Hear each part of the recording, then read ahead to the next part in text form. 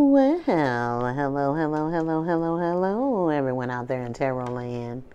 This is your girl Zengaya, the Zen Libran, and welcome to my channel, Narcissistic Abuse Tarot. How y'all doing? I hope you guys are doing well. I want to thank you guys for joining me and welcome you guys to Decoding the Spells. Decoding the Spell is where I break down words and using word magic. And we get the true meaning of the word that's hidden right in front of our face. It's not enough to understand the word, but you have to understand and overstand it. So we're understanding and overstanding the word, not just the base, what the powers that be want you to know. You know what I'm saying? But we're getting in the depth of this word here. You know, the English language is very cryptic and it's very occultic. It's the language of the fallen angels. So it shows up as one thing and can mean totally a different thing. You know what I'm saying? It's an illusion. It's a very manipulative language, I want to say. You know what I'm saying? Because it's spoken by manipulators. Okay? So I do word magic because I try to enhance the third eye of the divine feminine. Try to get her to tap into their frequency because we are so magical, guys. We just need to get on their vibration. Okay? And we can decode anything that's hidden right in front of our face, okay? Because that's what the powers that be do. They hide it right in front of our face and laugh at us, okay? But we finna stop this laughing, you know what I'm saying? Because it's revelation. I mean, we're revealing it. You know what I'm saying? We're seers. And we need to strengthen that third eye. You know what I'm saying? I mean, that third eye, just like anything, you can heal yourself mentally, physically, and spiritually through diet and exercise. Strengthen your third eye through diet and exercise is what you eat. Because a lot of things that you eat is like putting a booger on top of your third eye. You have to watch your diet. And then you have to work that muscle. Exercise that muscle. If you want your vagina to be better, you want better punani, diet and exercise. You have to watch what you eat and you have to work that muscle. You know what I'm saying, ladies? Y'all know. If y'all know y'all sitting on that good, you know what I'm saying? Y'all know the muscles y'all be working, you know what I'm saying? You know what I'm saying? But it's with diet and exercise. You can heal yourself. You know what I'm saying? All right, y'all. Let's break this word down. The word we're breaking down today is Akhenaten. Akhenaten. Okay. All right. Akhenaten. Akhenaten and Moses are one and the same. They was here in the 18th dynasty after King Tut passed. And this was the new Egypt. Okay? This was the new Egypt. This is where the royal bloodline ceased. Because when King Tut passed, that was the end of the royal bloodline ruling in Egypt. Okay. So this is the new dynasty. This is the new Egypt. This is where Moses was on the scene. Okay. All right. So Akhenaten and Moses are the same. If anybody didn't know that. You know what I'm saying? This is how they say Akhenaten. I mean, Moses is in Egyptian. Okay. So Akhenaten and Moses are one and the same. Okay, guys, if nobody knew that. All right. Let's break the name down. The first part of the name, Akhen, A-K-H-E-N. I use my word magic. Okay, my word, magic. H's can be put in or out. Same as G's, and so I took the H out. And I substituted the E for an I, and I left the N. So I came up with the word akin, okay? Akin means similar, related, near, comparable, or related by blood, okay? Akhen, the first part of the name, means similar, related, close, near, comparable, or related by blood. Okay? The second part of the name, Naten, N-A-T-E-N. I kept the first three letters, and then I used my word magic. I substituted the E for an I, which we can substitute vowels for vowels.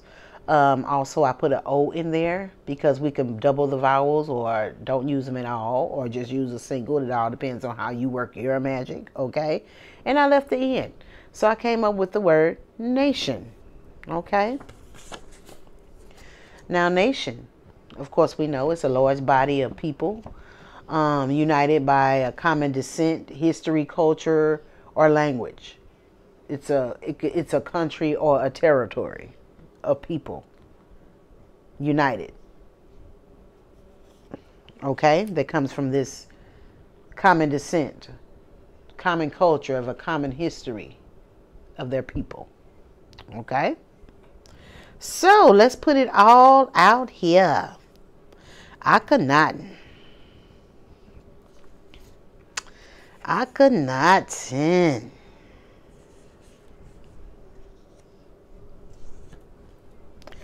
Akhenaten.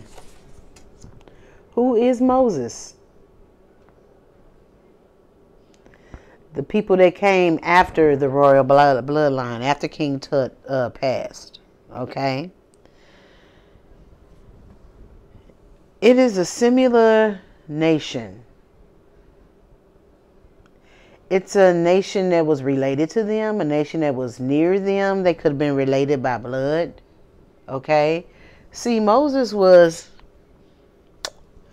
what I want to call a mulatto. Moses was a mulatto. Okay? A half-breed between nations. Okay?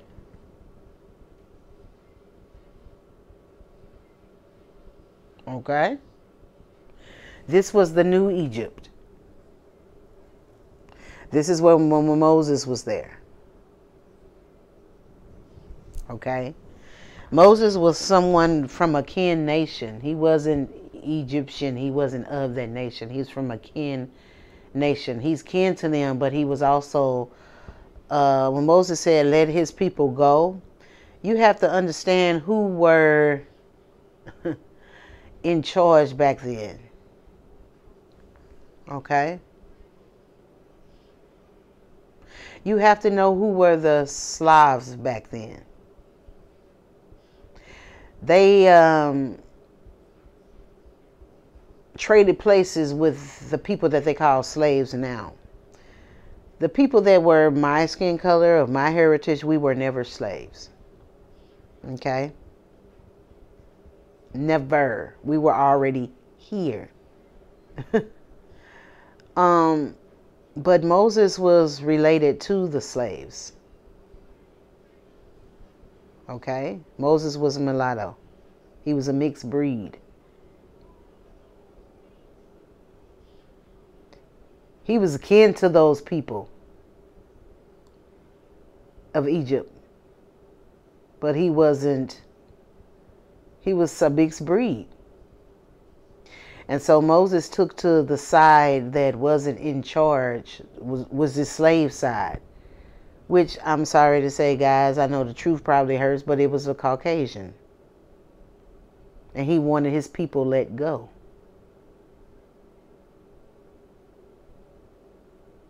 He was a kin nation. He was related by blood. But he wasn't of, he was a mulatto. He was a mixed breed. And we all know that, okay? Well, that's what Akhenaten means. It means that he's similar. You know what I'm saying? I mean, but he was from another country or territory. Didn't belong to that of Egypt. Okay? All right, y'all. This is what I got for Akhenaten. You guys can do this research yourself. You can break this word down yourself. However you want to break it down, you're going to come up with the same definitions and everything. You know what I'm saying? I mean, it's just the way that you break it down. You know what I'm saying? And do it the way that you do it because it actually strengthens that third eye, okay? But yeah, Moses and Akhenaten are the same, and it was somebody of a kin nation, but he was not of the skin that the culture that was rulers in Egypt were. He was a mixed breed. He was related to the slaves. That's why he was like, let his people go.